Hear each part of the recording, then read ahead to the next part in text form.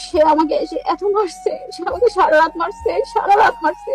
আমার পুরো কোমর থেকে নিচ অব্দি এভাবে দুই পায়ের মধ্যে সেভাবে এভাবে এইভাবে জখম করে ফেলছে।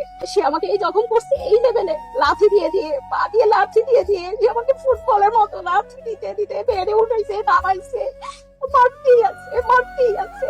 আমি আমি নিতে পারি না। আমি জানতাম ওকে একটা যদি চোট দেয় মানুষ স্বামী স্ত্রীর মধ্যে এগুলো হয়, এভাবে মারে, আমার জানা ছিল না।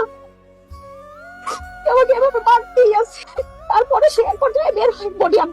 সে প্রতি কথায় বডিয়ার ছুটি নিত, সে প্রতি কথায় বডিয়ার ছুটি নিত। প্রিয় বোন, যখন আপনি নিয়ত করেছেন স্বামীর বিরুদ্ধে অভিযোগ নিয়ে আসবেন সমাজের সামনে, আপনার যে তালাক হবে এটা কপালে লিখে নিয়ে তারপরে মাঠে নামবেন। আমরা পুরুষ জাতি বড্ড সেনসিটিভ, আমরা সব সহ্য করব, কিন্তু আমার চরিত্রে কেউ আঘাত দিবে, আমাকে কেউ কলঙ্কিত করবে, তার সঙ্গে আমি আজীবন সংসার করব, এটা কষ্টিন কালো সম্ভব হতে পারে না।